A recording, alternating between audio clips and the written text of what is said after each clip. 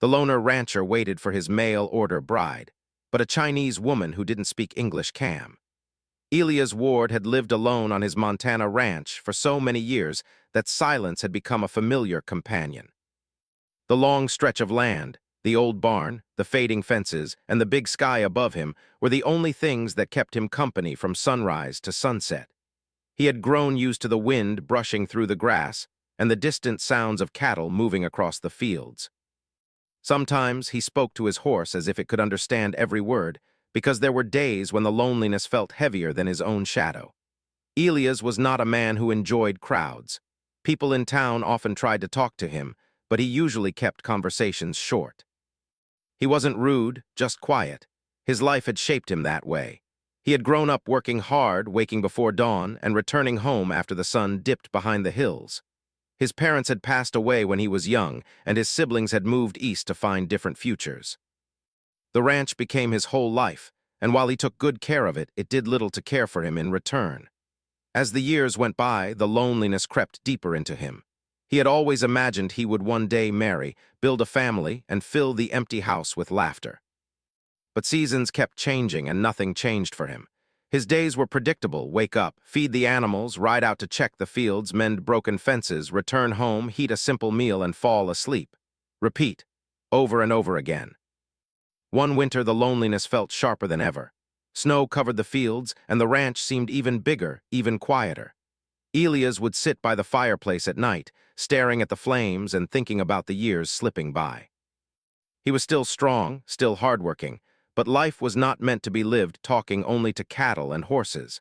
That was the season he made a decision he had never imagined he would consider. One cold evening, after returning from town with supplies, he noticed a small advertisement pinned to the community message board. It was for a mail-order bride agency. He had seen such notices before but never paid attention. This time, something made him pause. Maybe it was the silence around him, or the way the wind seemed to echo through the empty hall when he returned home. Over the next few nights, he thought about it. He knew many men had written to such agencies when they needed companionship, help on the ranch, or simply someone to share their life with. It was not unusual, and yet Elias hesitated. He didn't know how to talk to women in person, let alone write letters to one he had never met. But he kept returning to the same thought. If he did nothing, he would grow older alone, and the idea scared him more than reaching out to a stranger did. Finally, he took out a sheet of paper and stared at the blank page for a long time. When he began writing, his letters were slow and unsure. He described himself honestly: a quiet man, hardworking, not very social, living on a ranch far from town. He admitted he did not have much charm, but he had a kind heart, steady work, and a good home.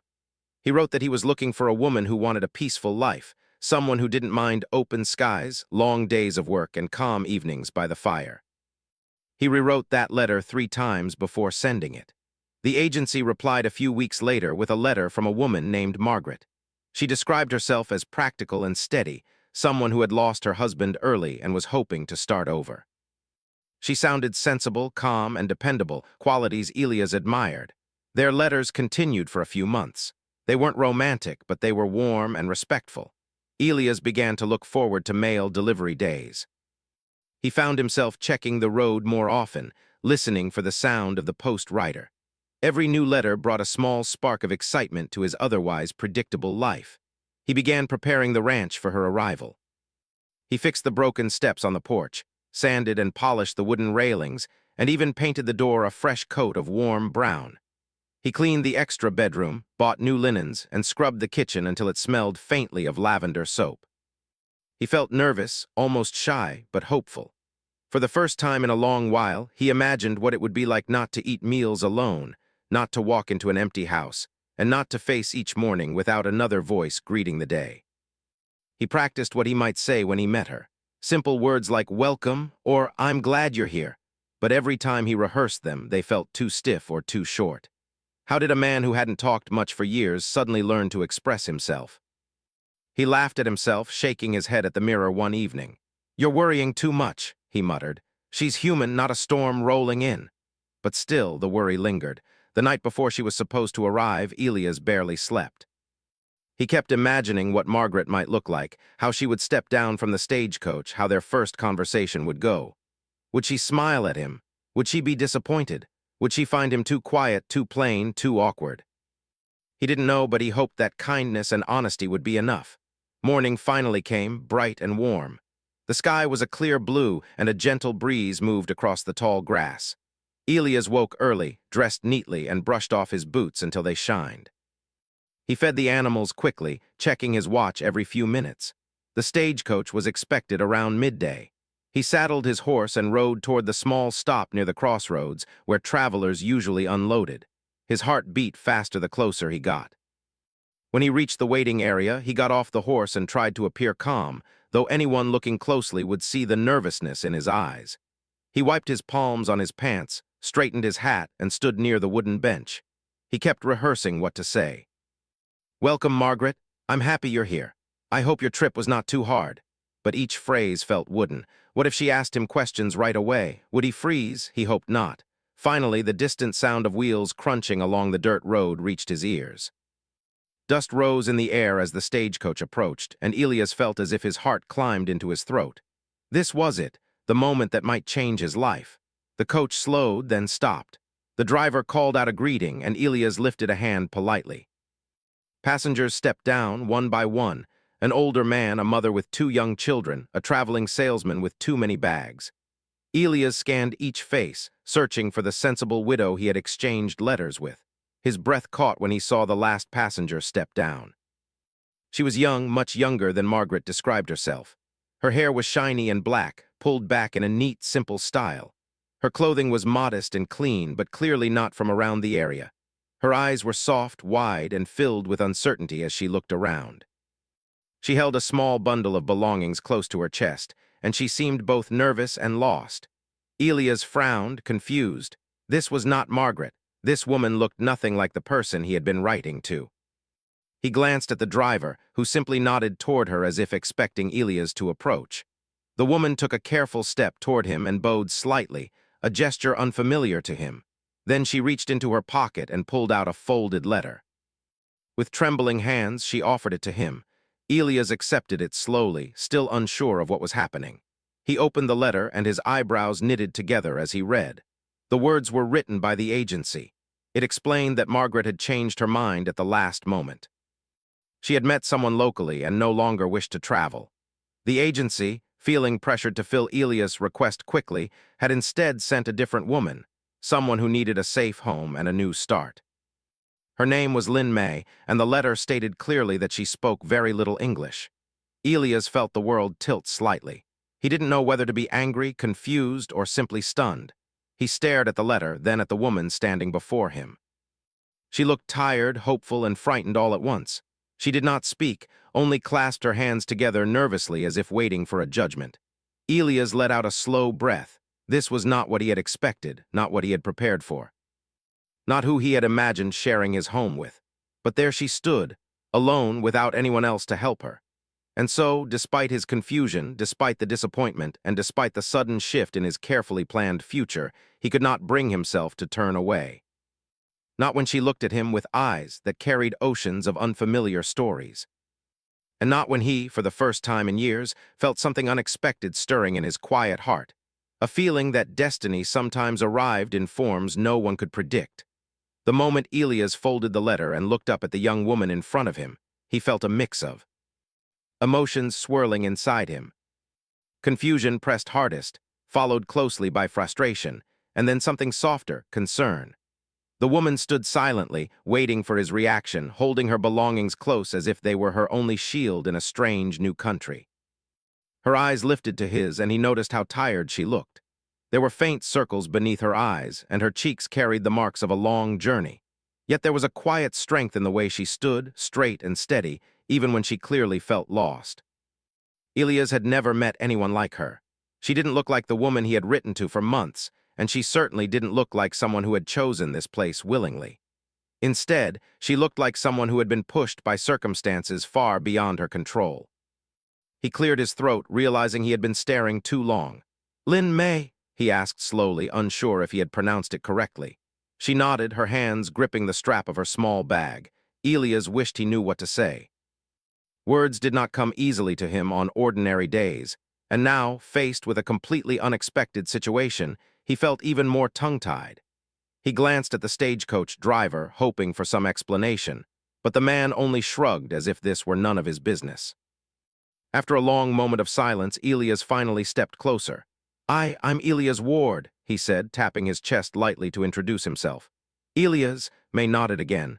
Elias, she repeated softly, trying her best to say his name. Her accent was gentle, and though she mispronounced it slightly, the sound made something inside him soften. He gave a small, awkward smile. Close enough. He looked down at the letter in his hand once more. Margaret was not coming. All the months of writing, planning, hoping, gone with a single piece of paper. And yet here was this young woman, standing alone with no English, no family, no knowledge of the land around her. The agency had made a choice on his behalf without asking, but he couldn't blame May. None of this was her fault. She opened her small bag and pulled out another folded paper, offering it to him. Elias took it carefully. When he unfolded it, he saw a few characters written in a language he didn't recognize. Beneath them were simple English words, written in different handwriting, as if someone else had tried to help her communicate. The words read, "My name is Lin May. Please help me. I want to work and be safe." Elias felt something tug sharply at his heart. It was one thing to be disappointed about Margaret. It was another to see someone asking for safety in a place they had never been to before. He looked at May again. She waited, tense and uncertain. Her fingers twisted the fabric of her sleeve as if she were afraid to breathe wrong. He could see she was expecting rejection. She was bracing herself for it, standing as if she were ready to be turned away at any moment. But Elias was not the kind of man who abandoned someone. Even if the situation felt impossible, even if he did not understand what would happen next, he knew he could not leave her standing alone on the roadside. "Come," he said gently, pointing toward his horse and then toward the direction of his ranch. "My home." May blinked, unsure at first, but when he nodded encouragingly, she took a small step forward. Elias lifted her bag and tied it carefully behind the saddle. The horse snorted softly, and May stepped back, startled, but Elias offered his hand to reassure her. She hesitated only a moment before placing her small hand in his. Her fingers were cold from the long journey, and she trembled slightly. Slowly, he helped her climb onto the horse, then mounted behind her, keeping a respectful distance yet ensuring she wouldn't fall. The ride back to the ranch was quiet. The dirt road stretched long and empty, lined with tall grass swaying in the breeze. May looked around with wide eyes, taking in every unfamiliar sight. The open fields, the mountains in the distance, the long fences, the bright sky, everything must have looked strange to her. Elias tried to imagine seeing Montana for the first time, but he couldn't. He had been born there, raised there. He knew every rock, every stream, every tree. But to her, the world around them was new and overwhelming. Sometimes the horse would step over uneven ground and May would tense. Elias would steady her with a hand near her back, not touching her, but close enough that she knew she wouldn't fall. He wished he could say something to comfort her, but words felt heavy and clumsy. So he simply rode carefully, hoping that his calm presence was enough. When they reached the ranch, May stared at the house with curiosity. The wooden structure, simple but clean, stood against the open land like a small island in a sea of grass. Smoke rose from the chimney, and the smell of fresh hay drifted through the air. To Elias, it was just home. To May, it was probably another unfamiliar step in a chain of unfamiliar steps. He helped her down from the horse gently, making sure she found her balance. She offered him a small, shy nod of thanks. Elias led her toward the house, opened the door, and stepped aside. "Inside," he said softly, pointing so she could understand. May stepped in slowly, her eyes scanning everything. The warm wooden walls, the fireplace, the simple furniture, the well-used kitchen table, everything was new to her. She moved carefully, unsure where to stand. Elias watched her with a mix of sympathy and confusion. His home had been empty for so long that seeing another person inside it felt almost unreal. He pointed to the chair near the table. "Sit," he said kindly. May tilted her head, not understanding, so he gently mimed sitting. Her face brightened with understanding, and she sat down quietly, folding her hands in her lap. Elias pulled out a pot from the stove, pouring some warm water into a cup. He placed it in front of her. She stared at it for a moment, then lifted it with both hands and took a careful sip. Her shoulders relaxed a little. He sat across from her, unsure how to communicate. He could feel the weight of silence between them, but it wasn't uncomfortable, not like the silence of loneliness. This was different. This silence held questions, possibilities, and the challenge of understanding each other. He tapped his chest again and said, "Elias." May nodded and pointed gently to herself. "May," he smiled softly. The first barrier between them was crossed. Then he lifted the letter explaining the agency's decision. He tapped it and sighed. "This, not good." "I'm sorry." He didn't expect her to understand, but he felt he needed to say it. May did not understand the words, but she understood the tone. Her eyes softened, and she bowed her head slightly, as if apologizing even though none of this was her fault. Elias rubbed the back of his neck. He wished he knew how to tell her she wasn't the problem, only the situation was. He stood up and motioned toward the spare room. "Room," he said, pointing inside. "You stay here." She understood enough. Slowly she followed him and peered inside. The room was small but clean, with fresh sheets and a tidy bed. He had prepared it for Margaret, but now it belonged to May, at least until they figured out what to do. May touched the blanket softly, her fingers tracing the pattern. She whispered something in her own language, perhaps a thank you, perhaps something else, but her tone carried quiet gratitude. Elias stepped back to give her space. "Rest," he said, miming sleep. She nodded, understanding. Over the next hour, Elias moved around the house, pretending to stay busy, but his thoughts kept circling back to May. He didn't know her story beyond what little the letter had hinted. Why she had been chosen, why she had agreed, what she had left behind, what she hoped for now. He felt protective toward her already, but he also felt lost about what came next. He walked outside to clear his thoughts. The wind was steady, carrying the scent of earth and grass. He leaned on the fence, watching the sky slowly shift toward afternoon. Inside the house, May sat quietly on the edge of the bed, unsure of what she was supposed to do next. Everything was new, and she had no words to express her fears or hopes. But she knew one thing clearly: Elias had not turned her away. He had not shouted or shown anger. He had helped her gently, offered her warmth, and given her a place to rest. In her heart, she felt a small measure of safety for the first time since she had left home. As the sun dipped lower, Elias returned inside. When he stepped into the warm glow of the house, he saw May standing near the table again, waiting respectfully. She looked at him with a question in her eyes. And for the first time, Elias realized that even without a common language, two people could still learn to understand each other. Slowly, patiently, and with hearts willing to try. The first few days with May in the house brought a strange mix of quiet confusion and gentle progress. Elias had expected his life to change when he decided to bring a bride to the ranch, but he had not imagined such a change. Instead of someone who understood his language, he now lived with a woman who could barely understand a single sentence he spoke. Instead of comfortable conversation, they had only gestures, signs, and awkward smiles. And yet, despite the challenges, the house felt a little less empty. The morning after her arrival, Elias woke early as usual. The sun was barely touching the horizon when he stepped out of his room and walked toward the kitchen. But when he reached the doorway, he stopped in surprise. May was already awake. She stood quietly at the wooden counter, her long hair tied back neatly, and she was carefully arranging vegetables he had stored from the last harvest. Elias blinked. He had meant to let her sleep in. She had traveled for days, maybe even weeks, and needed her rest. But there she was, moving light as a feather, her hands steady and gentle. When she heard his steps, she turned and bowed her head softly in greeting. He cleared his throat. "Morning," he said. She smiled politely, even if she did not understand the word. He pointed at himself and repeated, "Morning." She tilted her head slightly, trying to follow, then repeated softly, "Morn-ing." Her voice was gentle, and the effort she made warmed something inside him. He nodded approvingly, and she gave a small smile in return. As he poured himself a cup of water, he watched her quietly. She moved with a kind of cautious care, as if afraid of doing something wrong. Every time she picked something up, she did so slowly, making sure not to disturb anything. Elias realized she must have lived through many days where mistakes were not allowed, where every action had to be perfect. The thought made him feel a strange urge to reassure her, though he didn't know how. He stepped closer and pointed to the vegetables. "You don't have to do that." She blinked, not understanding. He pointed at the vegetables, shook his head gently, and placed a hand on his chest. "I do it." May watched carefully, then nodded slowly, understanding the meaning but not the words. But instead of stopping, she stepped aside politely, offering him the space. It was clear she wanted to help, even if she didn't know how. Elias smiled slightly and decided not to correct her further. If helping made her feel calmer, then he would not stop her. Over the next few days, this pattern continued. May woke before sunrise and helped in small ways around the house. She cleaned dishes, swept the floor, and folded laundry with perfect precision.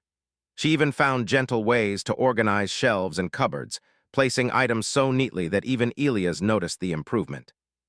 She did not try to take over, she simply worked beside him quietly and respectfully. Elias, in return, tried to create small lessons for her. Every day he would choose a simple object, hold it up, say its name slowly, and let her repeat it. Cup, chair, bread, water. Window, she listened carefully, repeating the sounds, sometimes mispronouncing them, sometimes getting them right.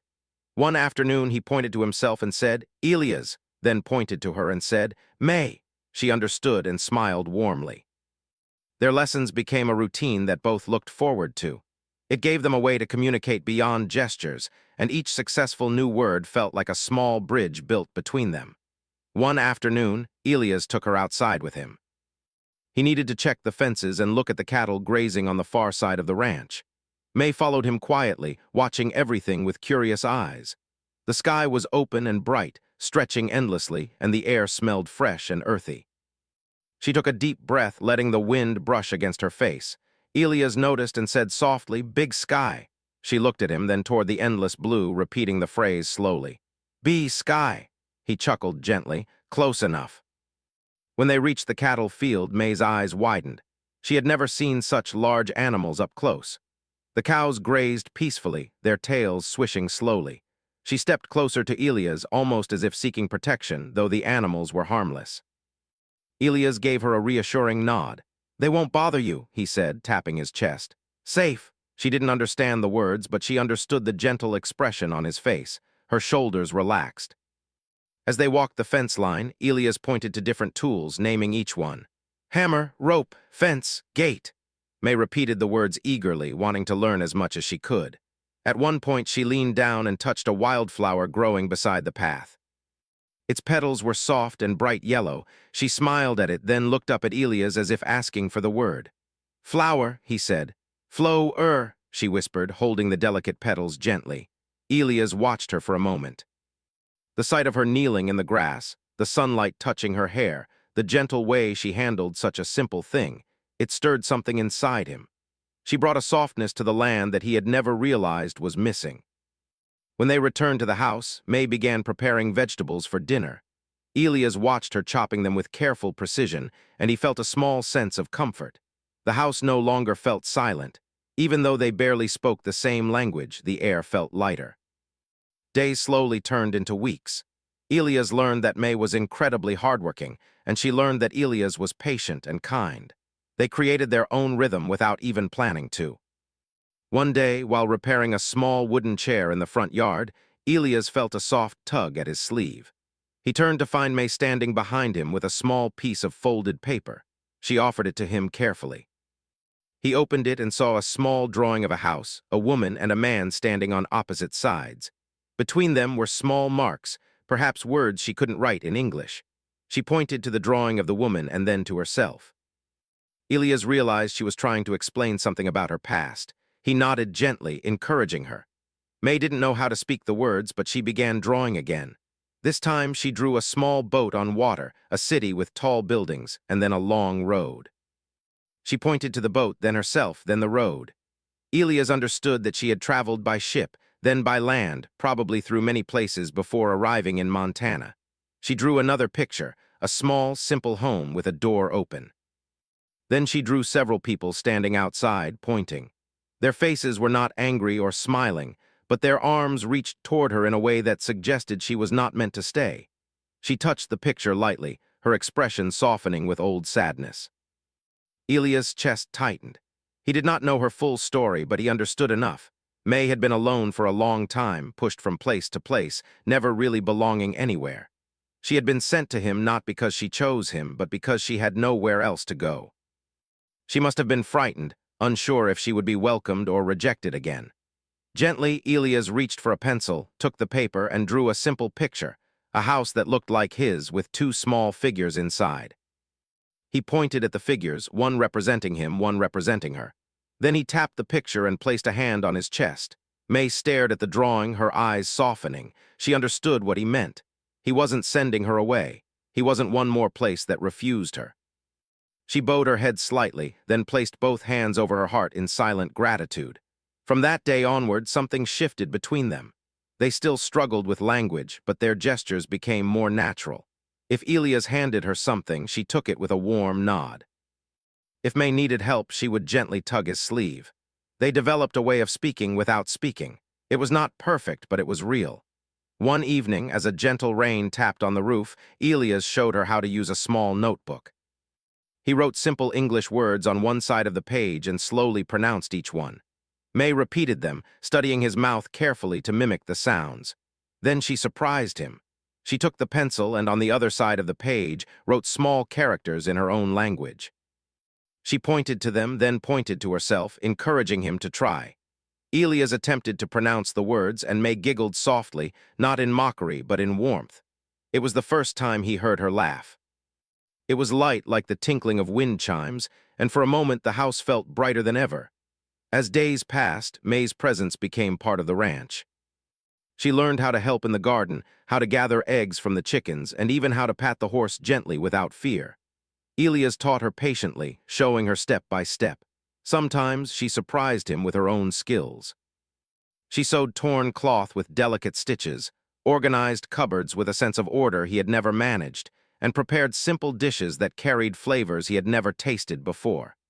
He always tried them politely, then grew to genuinely enjoy them. Neighbors in town began to notice she was living at the ranch.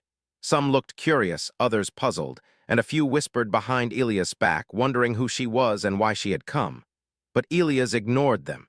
He knew they wouldn't understand, and he wasn't ready to explain. One warm afternoon, when the sun painted the sky with gold, May stood at the porch looking at the open land. Elias joined her quietly. She pointed to the horizon, then to her heart, and then to the house. He understood. She was telling him she felt safe here. For the first time in years, Elias felt something blooming inside him, a gentle hope he had forgotten. She was living in his home, helping him, learning from him, and slowly becoming part of his life in ways that felt natural. He knew they were still strangers in many ways. But each day brought them closer, step by small step. Without sharing the same language, they were learning to understand one another. Without sharing the same past, they were beginning to build a gentle, quiet connection. And without planning it, two lonely souls who had never expected to meet were slowly growing into a companionship. Neither had dared to hope, for the first sign of trouble appeared one early morning when Elias stepped outside to check the sky. He had grown up on the ranch, and he knew the weather better than he knew most people. When he looked at the horizon, he noticed clouds gathering far off, thick, heavy clouds that looked darker than usual. The wind carried a different smell too, something sharp and cold. A storm was coming. He walked back into the house and found May in the kitchen, warming water for tea. She turned when she saw him, her smile polite and soft. But Elias' expression told her that something was wrong. She paused with the cup in her hand, looking at him curiously. Elias pointed toward the window. "Storm," he said slowly. "Big storm." May tilted her head, not fully understanding. He tried again. He waved his hands in the air, making a swirling motion, then pointed outside. "Wind, rain, bad weather." May's eyes widened slightly in recognition. She nodded slowly. "Storm," she repeated, copying his word. He gave a small nod, relieved she understood the general idea. He pointed toward the barn and the fields beyond. "We need to prepare." He wasn't sure how much she understood, but May immediately followed him outside, pulling her shawl tighter around her shoulders. The wind had already begun to pick up, and the air felt heavy, as if the sky itself was holding its breath. Elias walked briskly toward the barn, checking the doors and windows. He tested the lock, tightened ropes, and secured loose boards. May watched him closely, learning by observing rather than by words. Without needing a full explanation, she began gathering tools lying around the yard, placing them neatly inside the barn so nothing would blow away. Elias noticed her quick understanding and gave her an approving nod. Even in the growing wind, she managed to move calmly, her hands steady and her steps sure. Next, Elias checked on the animals. The cattle were restless, lifting their heads toward the darkening sky. He needed to move some of them closer to the barn and ensure the gates were secure. May stood beside him, watching as he guided the animals. She couldn't help with the large cattle yet, not fully comfortable around the bigger creatures, but she stayed nearby, ready to assist however she could. When they finished, Elias had one more task, reinforcing the fences. The storm would bring harsh wind, and he couldn't risk the cattle wandering off or getting hurt.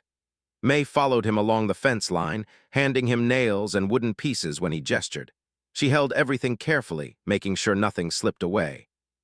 As they worked, the clouds above thickened. The sky changed from pale gray to deep steel blue, and low rumbles of thunder trembled in the distance.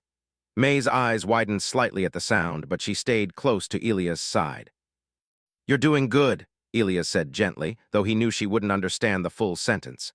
Still, his tone carried warmth, and May gave him a small smile. When the first drops of rain began to fall, they were ready.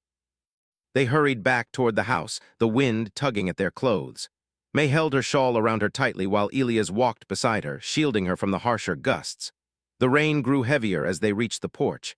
Inside, the house felt warm and safe. May closed the door behind them as the storm unleashed itself outside, rain pounding on the roof like 1,000 tiny drums. Elias removed his boots and shook the water from his hat. May hurried to the fireplace and began preparing it for a fire. Elias watched her with quiet admiration. She had learned quickly how to make the fire grow without wasting wood. When the flames rose, they filled the room with comforting warmth. The storm raged for hours. Wind rattled the windows and rain poured without pause.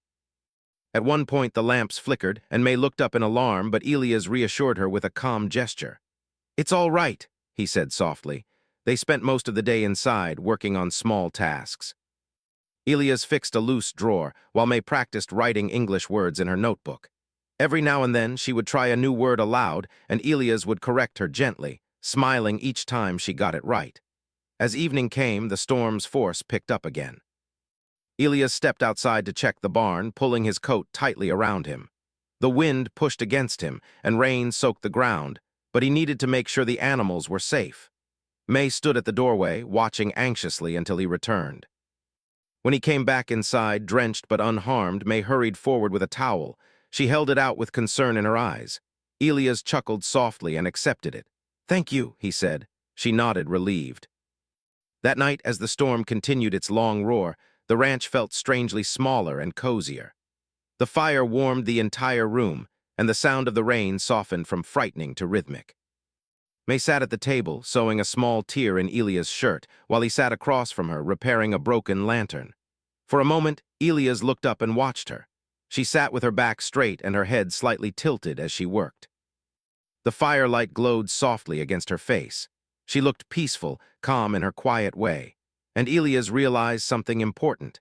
He had lived alone for so many years that he had forgotten what it felt like to share a quiet moment with another person.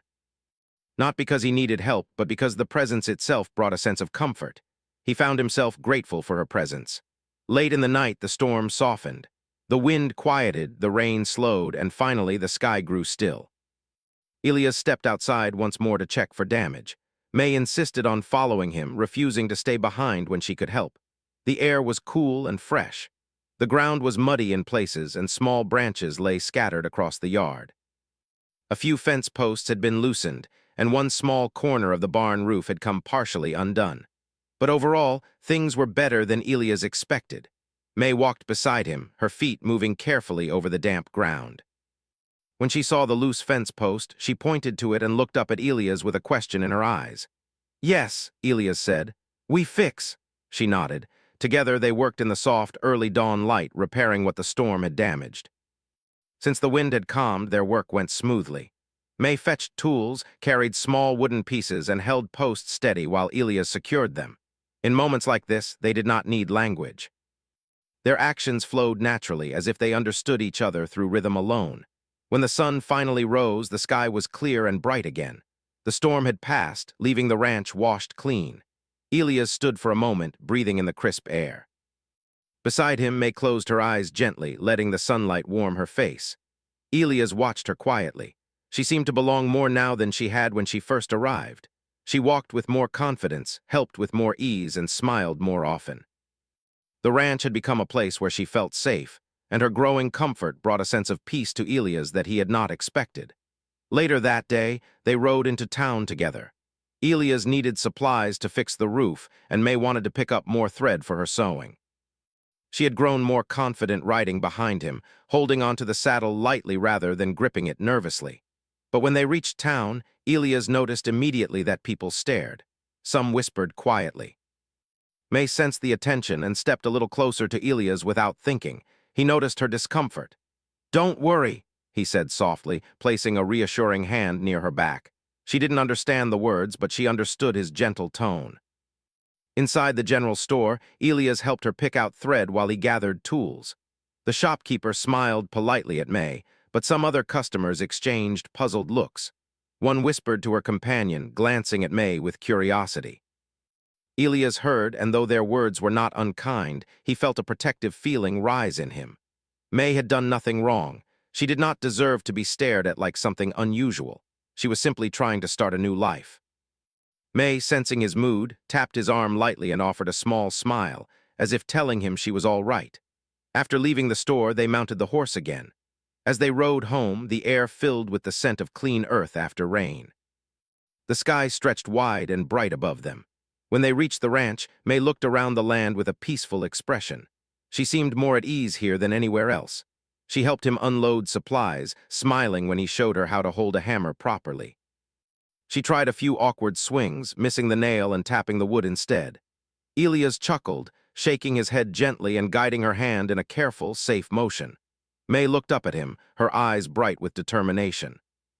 She wanted to learn everything: how to mend fences, how to gather eggs safely, how to make bread in his stove, how to speak new words. And Elias found himself wanting to teach her, not because she needed it, but because teaching her brought joy to his quiet life. That evening they shared a calm meal. The storm had passed, but its effect remained in the way they worked together, closer, more in tune, almost like partners who understood each other beyond words. For the first time, May dared to say a full sentence in English. She pointed to the table and said slowly and carefully, "I make food." Elias' eyes widened in pleasant surprise. "Yes, you did," he said warmly. "Good job." May beamed, proud of herself. As night fell, Elias sat outside on the porch for a moment. The breeze was soft and the stars were bright. May stepped out quietly, holding 2 cups of warm tea.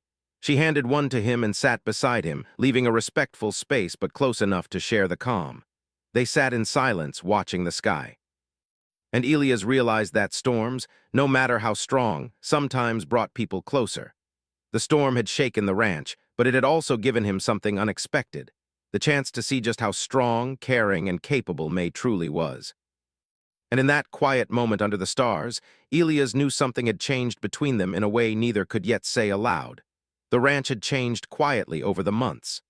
The fences were stronger, the barn neater, the animals healthier, and the land more alive with care. But the biggest change was not in the land or the animals. It was in Elias and May. Their companionship had grown slowly, almost invisibly, like vines climbing a wall, and yet it was undeniable. The quiet understanding they had built with gestures, smiles, shared tasks, and simple words had blossomed into something deeper. One morning, Elias woke before the sun as usual. He stepped outside and breathed in the crisp Montana air. The sky was clear, a pale gold stretching over the distant hills. The birds were beginning to sing. For the first time in a long time, Elias felt light inside, as if the loneliness that had clung to him for decades had loosened. He knew the reason: May. She had become more than a presence in the house. She had become part of the rhythm of his life. Inside the kitchen, May was already awake. She stood by the table, kneading dough with careful hands. The smell of fresh bread rose in the air. She looked calm, her face illuminated by the soft morning light. When she saw Elias enter, she smiled, a small, quiet smile that made him feel warmth deeper than he could describe. "Good morning," Elias said, tapping his chest and pointing toward her. She repeated slowly, "Good morning." Her pronunciation was soft but careful. She was proud of herself, and so was he. After breakfast, Elias handed her a small notebook. He pointed to a page he had written on, filled with new words. "Today, new words," he said. May nodded eagerly, ready to learn.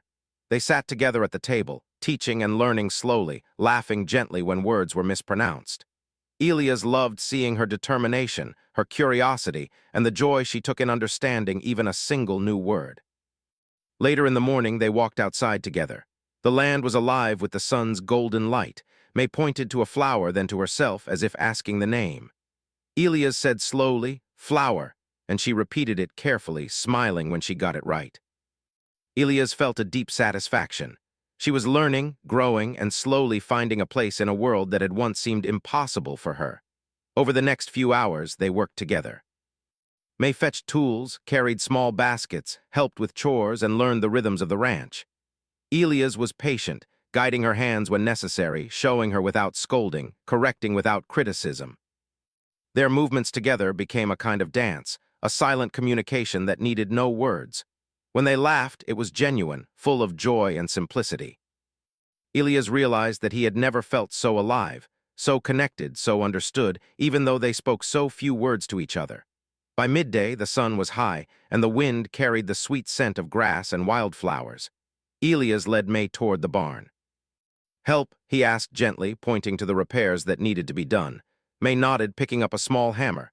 She moved confidently now, steady and careful. Even though she was still learning, her confidence grew with each task. Elias watched her, feeling a sense of pride he had not expected. She was no longer the uncertain young woman who had arrived months ago. She was strong, capable, and resilient.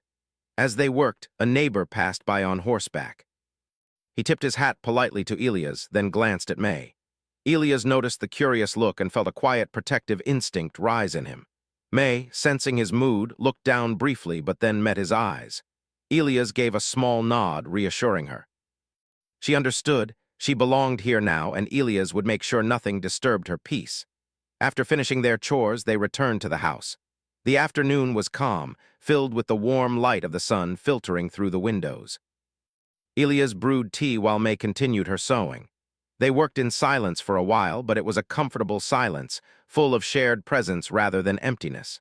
When the evening approached, Elias decided it was time to speak more seriously, even if words were difficult. He had grown fond of May, more than fond. He cared for her deeply, and he sensed, in subtle gestures and the gentle trust in her eyes, that she cared for him too. He wanted to offer her something more than just shelter and safety.